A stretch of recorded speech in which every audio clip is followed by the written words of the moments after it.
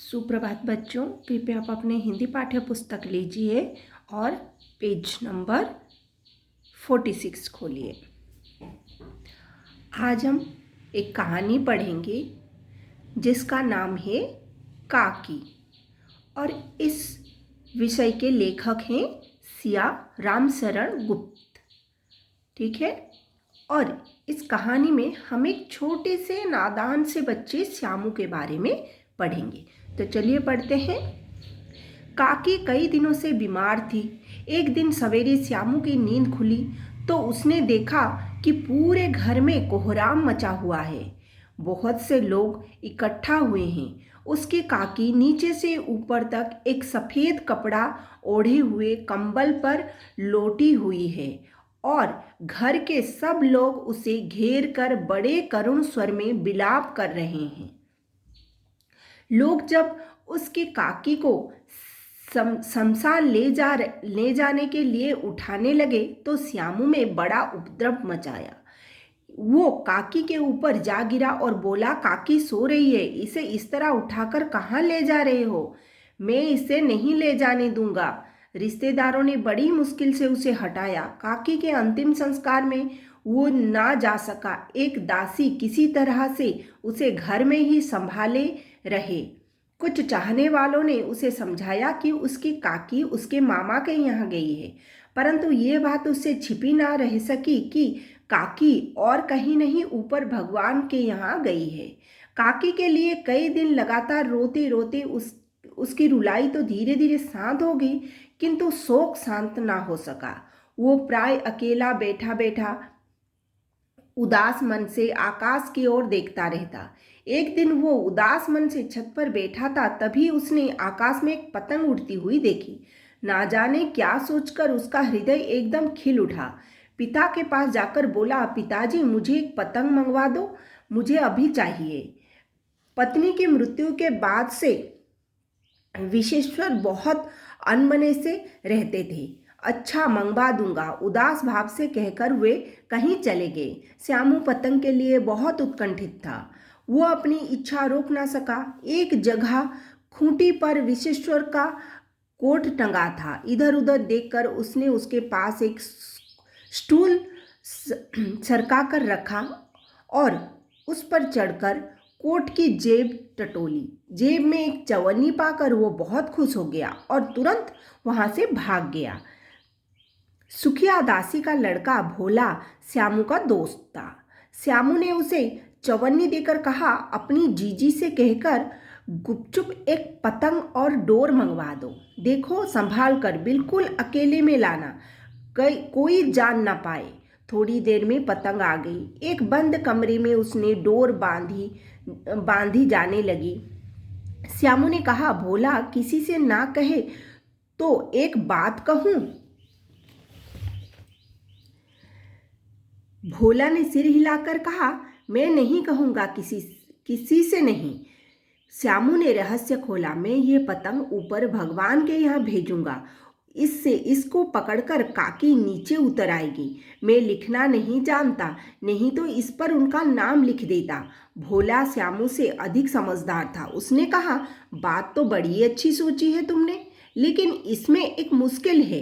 ये डोर पतली है, इसे पकड़कर काकी नीचे नहीं उतर सकती। इसके टूट जाने का डर है। पतंग में मोटी रस्सी हो तो सब ठीक हो जाए। श्यामू गंभीर हो गया। बात तो लाख रुपए की है, लेकिन मुश्किल ये है कि मोटी रस्सी कैसे मंगवाई जाए। पास में दाम है नहीं, और घर के जो लोग उसकी काकी को बिना दया ममता के जला आए हैं, वे उसे इस काम के लिए कुछ देंगे नहीं।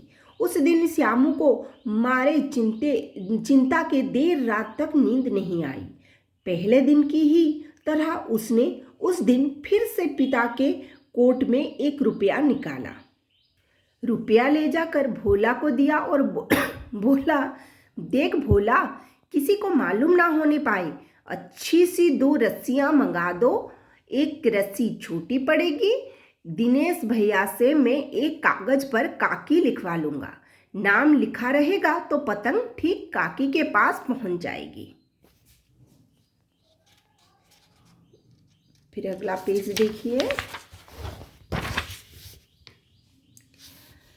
2 घंटे बाद प्रकुल मन से श्यामू और भोला अंधेरी कोठरी में बैठकर पतंग पर रस्सी बांध रहे थे। अकस्मात उग्र रूप धारण किए विश्वेश्वर शुभ कार्य में विघ्न की तरह आ धमके। भोला और श्यामू को धमकाकर बोले, तुमने मेरे कोट से रुपया निकाला है? भोला एक ही डांट में डरकर पानी पानी हो गया। वो बोला, श्यामू भैया ने रस्सी और पतंग मंगवाने के लिए निकाला था। विश्वेश्वर ने श्यामू को दो तमाचे जड़कर कहा, चोरी सीखकर जेल जाएगा? अच्छा, तुझे अच्छी तरह समझाता हूँ। इतना कहकर फिर कई तमाचे लगाए और कान खींचने के बाद पतंग फाड़ डाली। अब रस्सियों की ओर देखकर पूछा, ये किसने मंगवाई? भोला ने कहा, श्यामू ने मंगवाई। कह रहा था इस पतंग तानकर काकी को भगवान के यहाँ से नीचे उतारेंगे। विश्वेश्वर हतबुद्धि होकर खड़े रह गए। उन्होंने फटी हुई पतंग उठाकर देखी। उस पर चिपके कागज पर लिखा था काकी। उन्होंने श्यामू को अपनी छाती से लगा लिया और फूट फूट कर रोने लगे। तो इस कहानी में एक नन्हा सा बालक है श्यामू, जो कि अपनी काकी से बहुत प्यार करता था। लेकिन जब उसकी काकी की देहांत हो गई तो उसे बिल्कुल अच्छा नहीं लगा। उसने कहा कि ये सारे लोग मेरे काकी को ले गए और कुछ दया ममता ना दिखाते हुए उसे जलाकर आ गए। तो उसने एक दिन आकाश में एक उड़ते हुए पतंग को देखा और पतंग को देखकर उसने सोचा कि अगर मैं एक पतंग लाकर उसमें काकी का नाम लिखवाकर भगवान के पास भेजूंगा तो काकी वो पतंग की डोर को पकड़कर नीचे उतर आएगी। तो उसने ये सोचकर क्या किया, विश्वेश्वर के कोट से पैसे लिए और उसका जो दोस्त था भोला, उससे रस्सी और पतंग मंगवाई और उस पतंग में काकी का नाम लिखकर उसने वो आकाश में छोड़ने के लिए सोचा। लेकिन जब विश्वेश्वर को पता चला कि उनके कोट से पतंग गायब है तो फिर विश्वेश्वर को बहुत गुस्सा आया और उसने रामू के चोट को और उसने भोला से कहा कि वो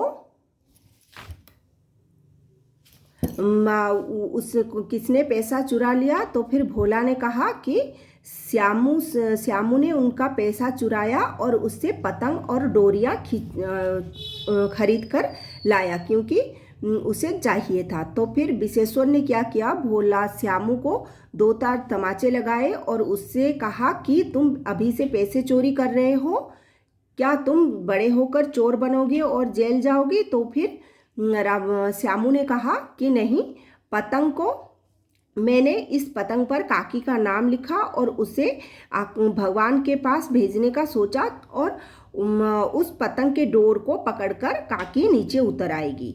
तो विश्वेश्वर ने उससे कहा कि विश्वेश्वर ने वो पतंग देखा और कहा कि उसने देखा कि उस पतंग पर काकी का नाम लिखा हुआ है। तो फिर उसने क्या किया, श्यामू को अपनी छाती से लगाकर फूट फूट कर रोने लगा। तो ये थी इस कहानी की पूरी भाग और इसके जो लेखक हैं ये हैं सिया रामशरण गुप्त। और बच्चों आप इसको अच्छे से पढ़िए और इसका जो कठिन शब्दार्थ है यहाँ पर दिया गया है तो इसको अच्छे से याद रखिए। एक बार इस कहानी को अच्छे से पढ़ लीजिए और श्यामू की जो मन की दशा है और अपने काकी के लिए प्यार है उसको समझने की कोशिश कीजिए। इसके बाद हम इसका प्रश्न उत्तर करेंगे।